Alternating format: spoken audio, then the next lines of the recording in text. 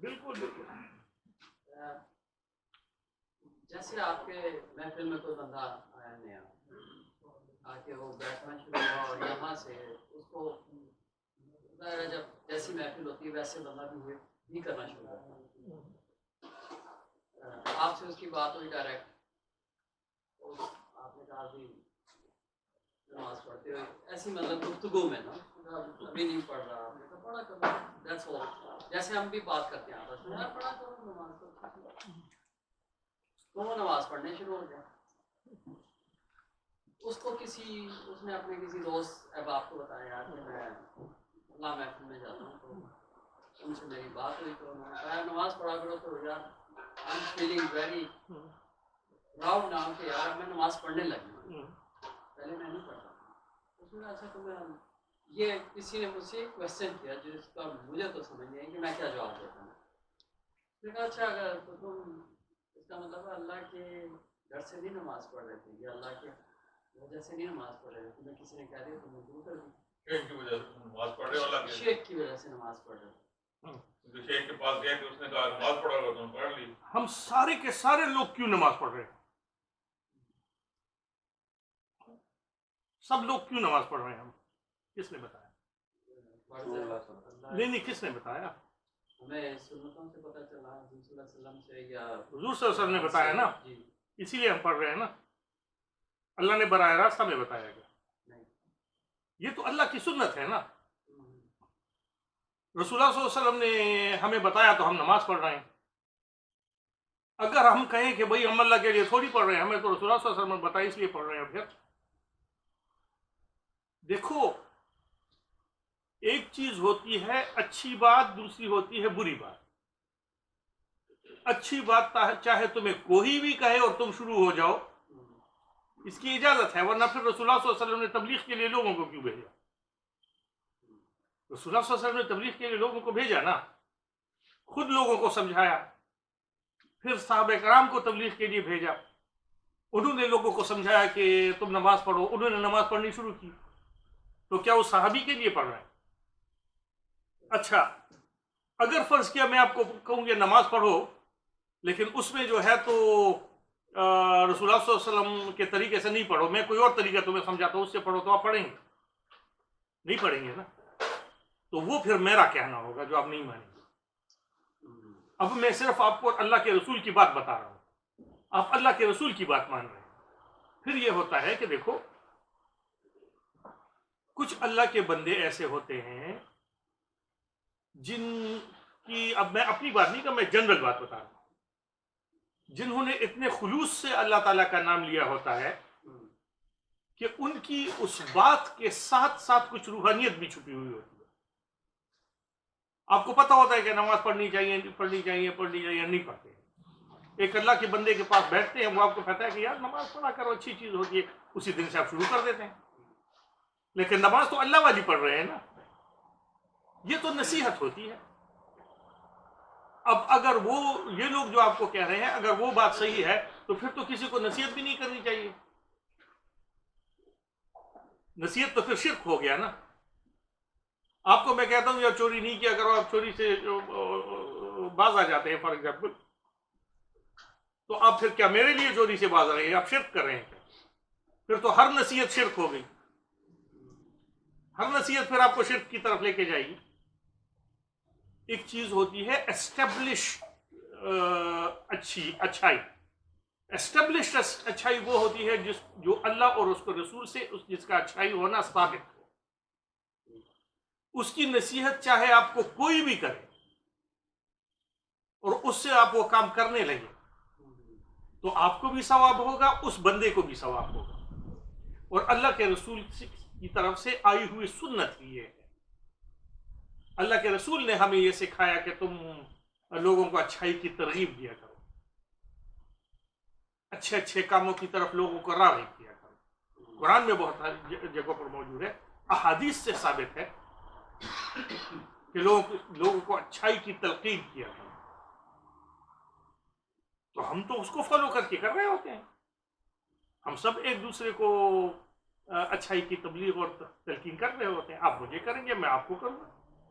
اب جس کے دل میں جتنا زیادہ خلوص ہوگا اتنی اس میں وہ روحانی اسپارک سی شامل ہو جائے گی کہ وہ دوسرا بندہ پھر اس کو کام کرنا شروع کر دے گا. شرک وہ تب ہوگی جب میں آپ کو کہوں گا کہ یار یہ جو عشاء کی نماز ہے یہ 4 رکعت ہوتی ہے، اس کے بعد وتر بھی پڑھنی ہوتی ہے، تو چھوڑو بس یار 2 رکعت پڑھ لو، تمہارے لیے یہ بھی کافی ہے، اور آپ وہ شروع ہو جائیں، تو پھر آپ شرک کر رہے ہیں اور میں کفر کر رہا ہوں.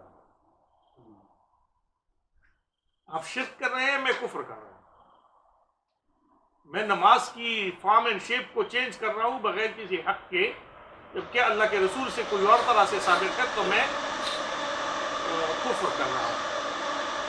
اور آپ اللہ اور اس کے رسول کو چھوڑ کے میری تابعداری کر رہے ہیں تو آپ شرک.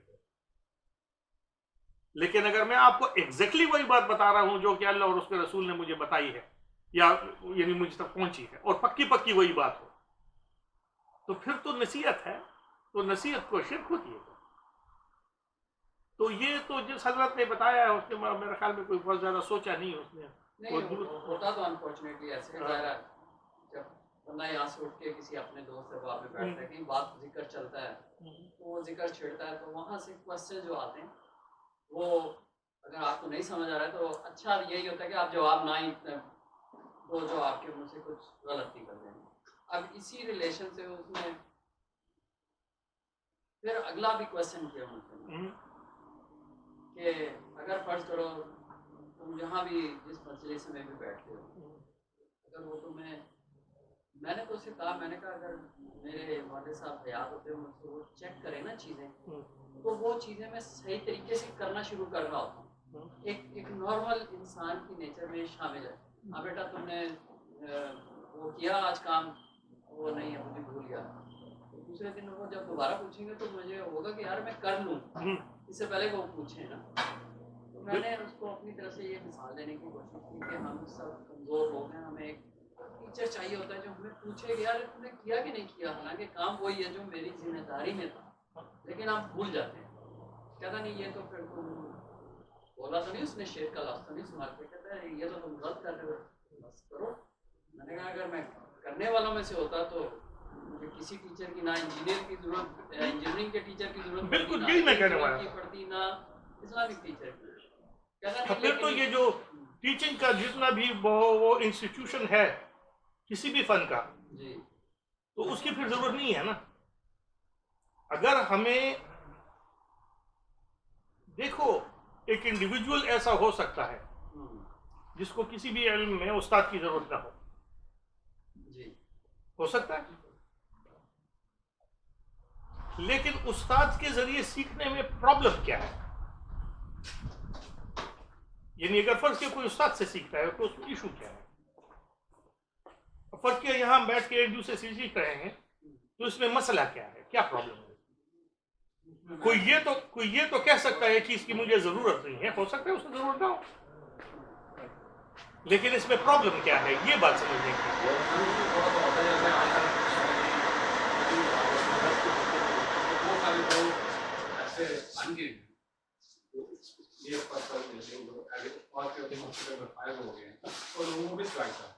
ہاں وہ تو دیکھو ڈفرینٹ چیز ہے نا، لیکن یہ تو ہر فیلڈ میں یہ بات سچی ہے نا. یہ صرف تصوف کی یا دین کی بات تو نہیں ہے نا. بہت سارے لوگ اب دیکھیں پاکستان میں میرے خیال میں 90% ٹیچرز جو ہے نارمل نان ریلیجیس انسٹیٹیوشن میں بھی لوگوں کو غلط سکھا رہے ہوتے ہیں. ہمیں خود لوگوں نے غلط سکھایا تو کیا اس انسٹیٹیوشن ہی سے انکار کر دیں؟ یہ اس انسٹیٹیوشن میں یہ انوملیز موجود ہیں. ہمیں ریئلائز کرنا چاہیے کہ ہر انسٹیٹیوشن میں انوملیز ہیں، اس انسٹیٹیوشن میں بھی انوملیز ہیں. اب ان انوملیز کو انڈرسٹینڈ کرنا چاہیے اور پھر کسی ایسے استاد کے پاس جانا چاہیے جس میں کم از کم وہ انوملیز نہ ہو. تو یہ تو ہمارا رائٹ ہے، یہ تو ہمیں کرنا چاہیے. ایسا نہیں کہ جو بندہ بھی کلیم کریں گے میں تمہیں تصوف سکھا سکتا ہوں تو آپ جا کے اسے تصوف سیکھنے لگے. یہ تو ہمیں نہیں کرنا چاہیے، اس کے تو ہم بھی قائل نہیں ہیں. لیکن اگر کسی استاد میں یا کسی شیخ میں یا کسی پیر میں یعنی انوملی کی ایگزسٹنس کی وجہ سے اس سارے کے سارے انسٹیٹیوشن کا انکار کیا جائے تو پھر اس بیہیویئر کو پھر ہم نے ریپلیکیٹ سارے معاشرے میں کرنا ہوگا نا، تو پھر تو ساری ہی چیزوں کا ہم انکار کریں گے. تو احتیاط اس میں کرنی چاہیے، اس میں کوئی شک نہیں ہے. اگر آپ کا کوئی دوست آپ سے کہتا ہے کہ اس کام میں احتیاط کرو، کسی سے دین سیکھنے میں احتیاط کرو، کسی سے تصوف سیکھنے میں احتیاط کرو، ایسا نہ ہو کہ آپ کسی ایسے بندے کے پاس چلے جائیں جس کو خود بھی نہیں آتا ہو، جو آپ کے کانسیپٹس کو خراب کر کے رکھ لے، جو آپ کے کسی ایسے راستے پہ ڈال دے جو کہ اللہ کی طرف جانے والا راستہ ہی نہ ہو. تو احتیاط کرو. تو یہ ایک بہت ہی آنیسٹ اور بہت ہی اچھا مشورہ ہے، اس کو سننا چاہیے. لیکن اگر یہ کہے کہ بھائی چونکہ علماء کرام میں ایسے لوگ بھی موجود ہیں جو کہ جن کے پاس کوئی علم نہیں ہے اور جو لوگوں کو گمراہ کرتے ہیں، جیسے سیاسی علماء کرام جو ہوتے ہیں، تو علماء کرام ہی کا انکار کر دو، تو یہ پھر اس میں میرا خیال ہے کہ یہ لوگ ٹھیک نہیں ہے، یہ اوپینین ان کا غلط ہے. تو احتیاط ہر علم میں کرنی چاہیے. اب ہم فرض کے اپنے بچے کو کسی ٹیوشن سینٹر میں ٹیوشن کے لیے بھیجتے ہیں تو ہمیں دیکھنا چاہیے کہ بھائی وہ اس میں اس کے ٹیچرز کی کوالٹی کیا ہے، وہ لوگ سکھا سکتے ہیں، ان کا پچھلا ریکارڈ کیا ہے. اگر وہ کلیم کرتا ہے کہ میں انگلش سکھا سکتا ہوں تو اس کے کلیم میں وزن کتنا ہے، what has he got to show for it. صرف کلیم کرنے سے تو بات نہیں بنتی نا. وہ کوئی کوالیفائڈ بندہ ہے، وہ پہلے لوگوں کو سکھا چکا ہے، وہ کسی ایسے انسٹیٹیوشن سے پڑھا ہوا ہے جس سے پڑھ کے لوگ سکھانے کے قابل ہو جاتے ہیں. یہ ساری چیزیں ہم نے کرنی ہوتی ہیں نا، تو کرنا چاہیے. اسی طرح تصوف میں یا کسی بھی اور دینی چیز کو سیکھنے کے لیے ہم نے پہلے ٹھوک بجا کے دیکھنا ضروری ہے کہ جو سکھا رہا ہے یا جو سکھانے کی کوشش کر رہا ہے اس کو یہ علم آتا ہے یا نہیں آتا ہے، وہ اس کے سکھانے کے قابل ہے یا نہیں. ہر کسی کے سامنے نہیں بیٹھنا چاہیے، یہ تو ہم بھی نہیں کہتے. لیکن اس انسٹیٹیوشن کا انکار جو ہے نہیں یار میں بس اس انسٹیٹیوشن کا انکار جو ہے وہ غیر حقیقت مندانہ ہے.